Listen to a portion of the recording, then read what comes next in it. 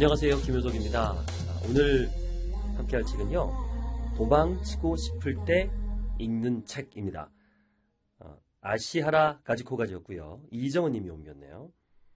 누구나 도망칠 하루가 필요하다. 삶에 지친 당신을 위한 피로회복 심리학이라는 책입니다. 도망치고 싶을 때 있지 않아요? 누구나. 우리 손자병법에도 유명한 병법 있죠. 우리가 두 가지 알고 있죠. 지피지기변, 백전 불패다 하고 36개 주랭당. 요건 아실 거예요. 때로는 도망치는 것도 병법 중에 하나입니다. 상대가 안 될 때. 그리고 도저히 못 견딜 때 후위를 보는 거죠. 일, 공부, 인간관계, 집안일도 그럴 때가 있어요.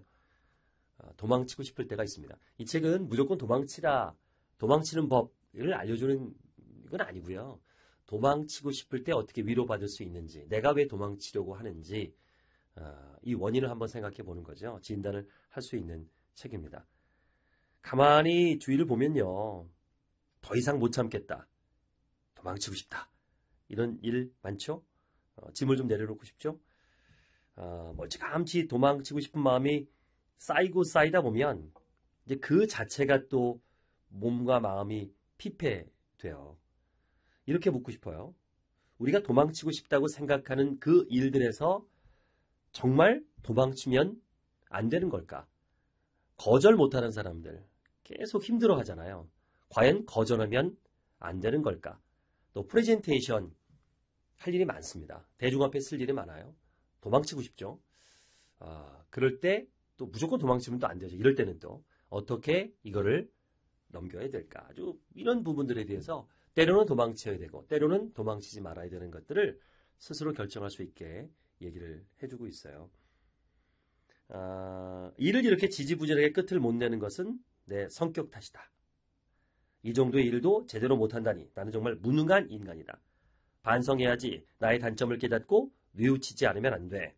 나는 과단성이 부족하다. 의지력이 부족하니 추진력이 떨어지고 매사에 쩔쩔맬 수밖에 없다. 이러는 게 당연하다. 나는 실패할 수밖에 없는 사람이다. 이런 생각들을 하죠. 이렇게 부정적인 시선으로 바라보면 끊임없이 자기를 질타하고 물어뜯게 돼요.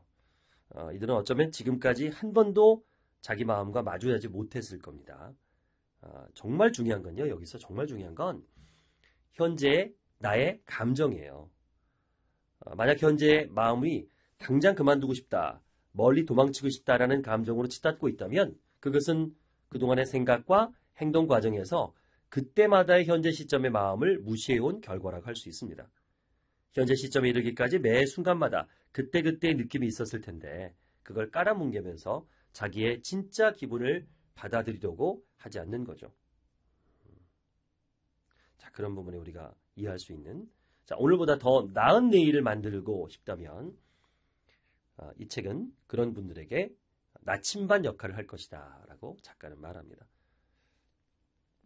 항상 뭐에서 우리는 혼란이 오고 갈등이 오냐면 우리 자아는요, 우리 의식은 타자 중심이고요. 또 자기 중심으로 나눕니다.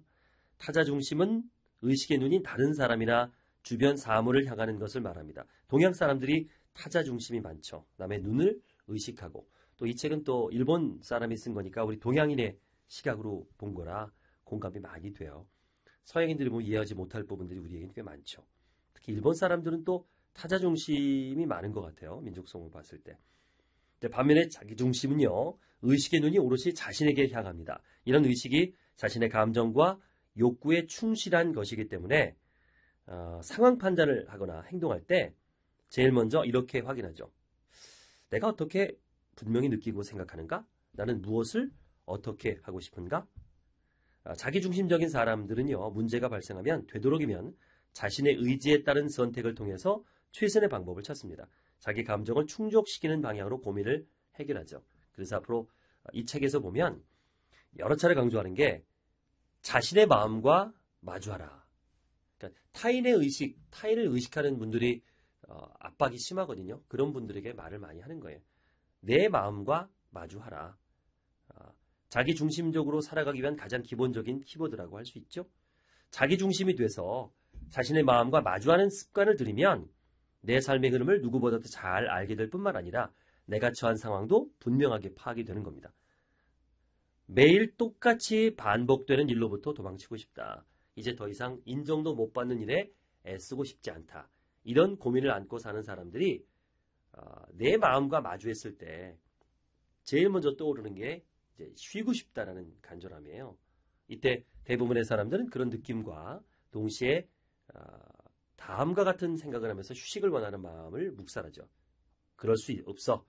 내가 게을러진 것이니까 마음 다잡고 더 힘내야지. 나는 노력한다는 것은 노력하고 싶기 때문에 노력한다. 좋아하기 때문에 노력한다고 생각하는 게 가장 이상적인 태도라고 봅니다. 그렇기 때문에 이 쉬고 싶은 마음이 굴뚝 같은 데는요. 억지로 노력하는 태도는 별로 좋은 일이 아니라고 생각하는 거죠. 물론 살면서 노력할 일이 많이 필요합니다. 노력하지 말라는 건 아닌데요. 쉬고 싶다는 그런 내 마음까지 억누르면서 무리하게 노력하면 성과가 그렇게 잘 나지 않겠죠. 며칠 밤을 꼬박 세워서 일하면 집중력은 점점 떨어지고 몸과 마음이 바닥까지 지쳐가거든요. 성공한 사람들을 보면 노력도 열심히 하지만 쉴 때는 또 확실히 쉬는 분들이 성공하더라고요.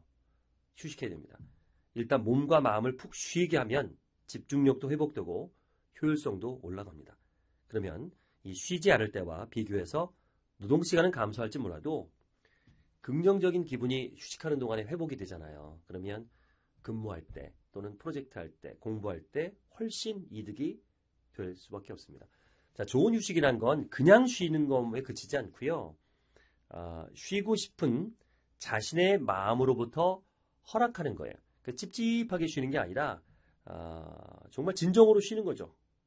많은 사람들이 진짜 휴식다운 휴식을 못하는 이유가 쉬고 싶은 자신, 쉬고 있는 자신의 마음으로부터 허용하지 못하고 정말 쉬어도 괜찮을까? 쉬어도 되는 걸까? 이런 조바심을 내기 때문이거든요. 그냥 쉬는 것만으로는 육체적 피로가 풀릴지는 모르겠지만 기분 좋게 몸과 마음을 내려놓지 못하면 좋은 휴식이라고 부를 수 없는 겁니다. 일을 잘하는 사람들의 딜레마라는 또 대목이 있어요. 일은 일대로 진척시키지 못하고 마음은 마음대로 천근만근 무거운 상태로 관계는 엉망되는 경우, 그런 경험 있지 않으십니까? 이런 모습은 내가 그렇게도 원했던 탁월한 능력자와는 좀 거리가 멀어요. 제 얘기를 듣는 여러분들도 이런 상황에 처하지 않기 위해서 가장 필요한 건요. 일상 속에서 습관처럼 자기의 마음과 정면으로 마주하는 일입니다. 너 자신을 알라라는 경고처럼요. 자신의 본심을 파악하기 위해서 노력하는 거죠. 숨이 턱 막힐 것 같다면 일을 잘하는 나 자신 때문에 지금 무엇이든 혼자 떠안으려 하고 있는지 돌아보시기 바랍니다. 여기서 이제 꼭 들려드리고 싶은 얘기가 프레젠테이션의 두려움을 극복하는 법이라고 있어서 레슨 1 공감돼 갖고 이건 꼭 알려주고 싶어요. 발표 두려움 다 있죠. 능숙한 사람도 더 잘하기 위해서 또 두려움을 갖게 되죠.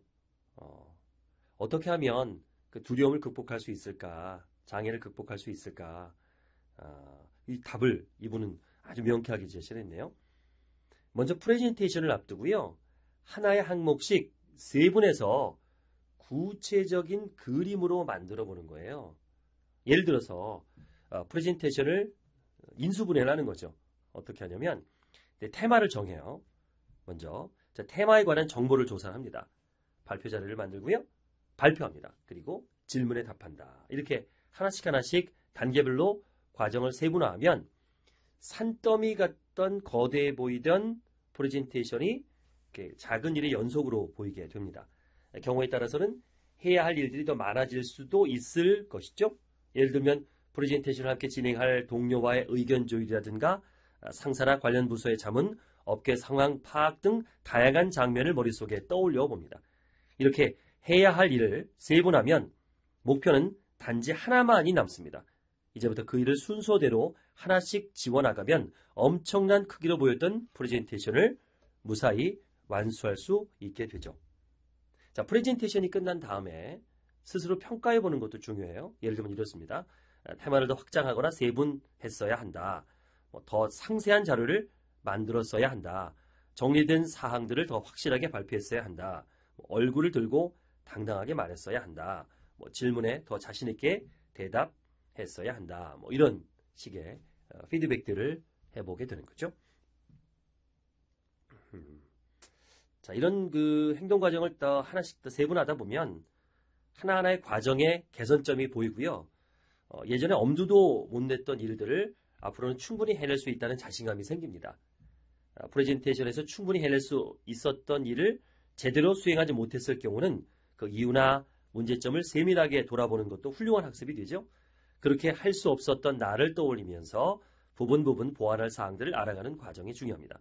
이때 예전에 할 수 없었던 일을 더 잘게 쪼개면 그 일들을 보다 수월하게 처리하는 방법이 눈에 들어오고요. 예를 들면 이런 겁니다.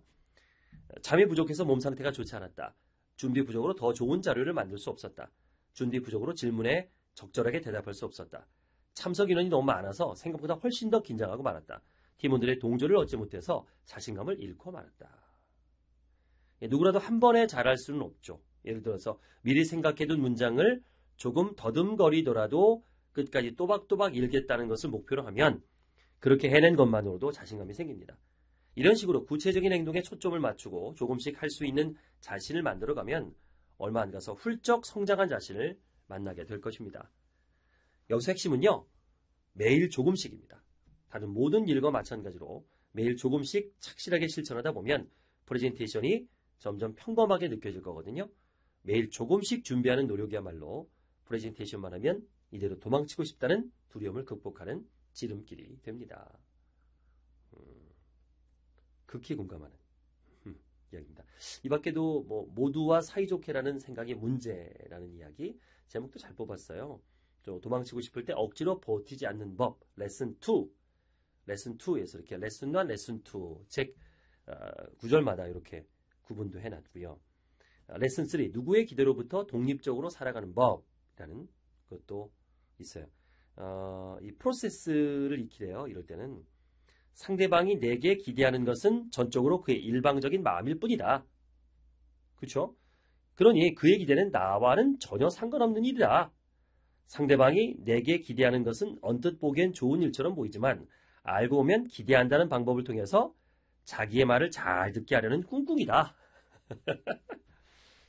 따라서 내가 그의 기대에 부응하는 것은 그에게 조종되는 길을 택하는 것이다. 나에게는 그의 일방적인 기대에 부응할 의무가 없다. 나는 모든 일을 나 자신의 기분이나 감정을 소중히 여겨서 스스로 선택하고 결정한다.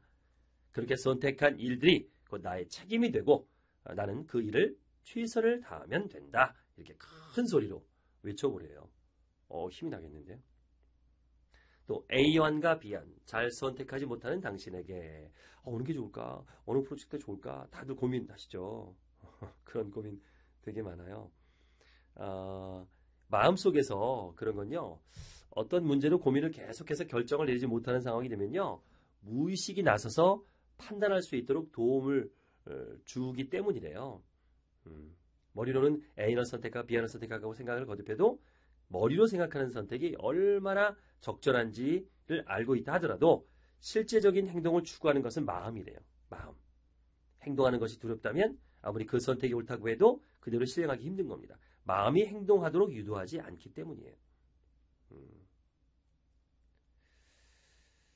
매일매일 두려움의 연속인 일상에 놓이게 된다면 그것은 일을 하다가 실수해서 상사에게 혼이 나는 것보다 더 두려운 일이 되죠.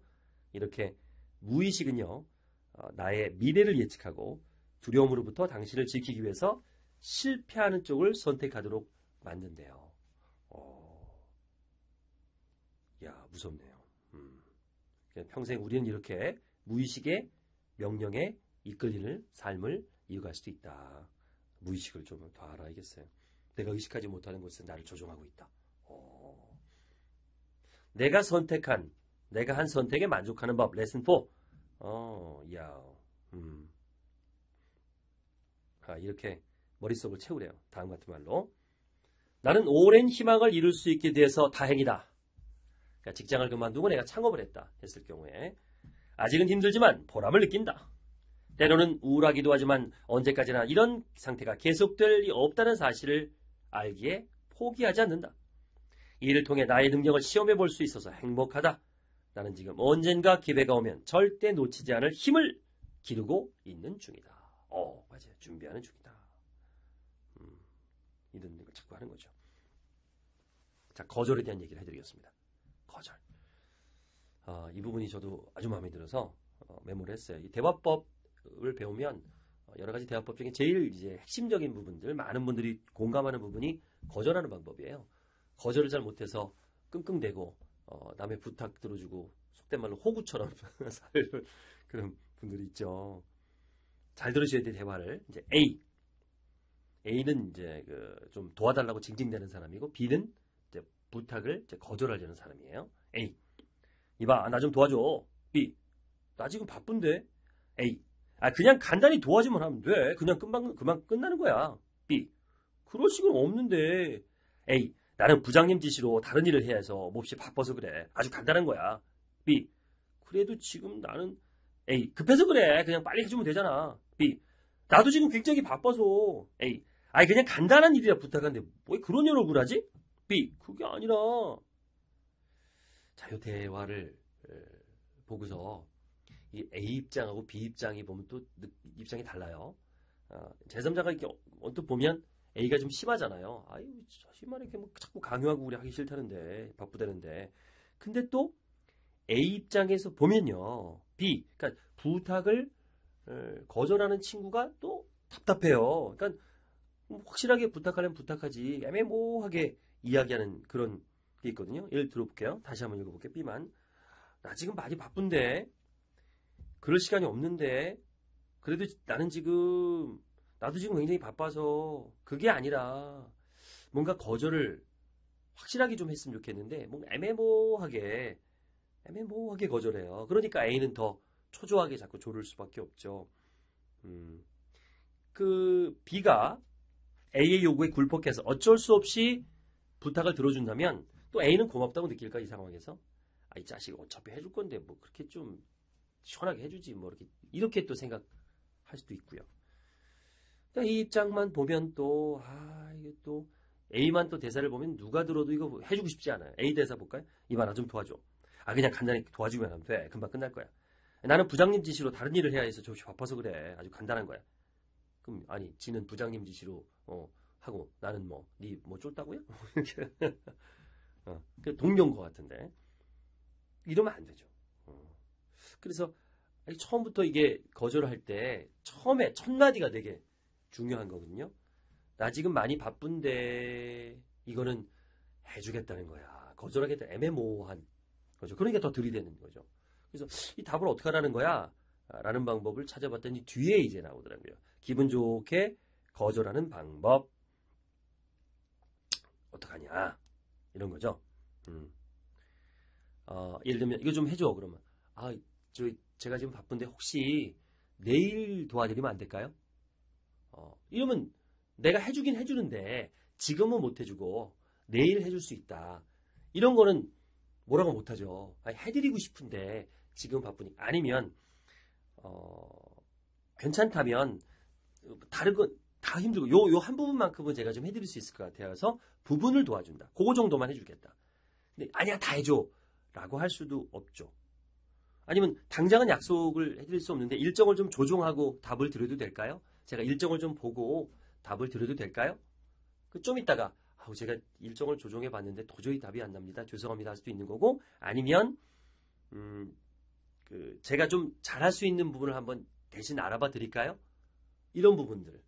그러니까 누군가 부탁을 했을 때 바로 확실하게 못하겠다는 걸 하고, 그럼에도 불구하고 내가 성의를 보였다, 노력했다라는 것을 보여주는 것이 욕먹지 않고 훌륭하게 거절하는 방법이다라고 알려줍니다. 도망치고 싶을 때 읽는 책, 제가 좀 서머리에서 이건 순전히 주관적으로 제가 좋은 부분만 읽었어요. 이 책을 보신다면 어쨌든 해야 되죠. 하지만 위로가 되고 힐링이 되고 또 이렇게 힘든 것 같은데 이게 쌓이다가 나중에 폭발하지 않게 어느 순간에서 쉴 수 있는 그런 용기를 얻을 수 있는 책이라고 추천해드립니다. 도망치고 싶을 때 읽는 책입니다.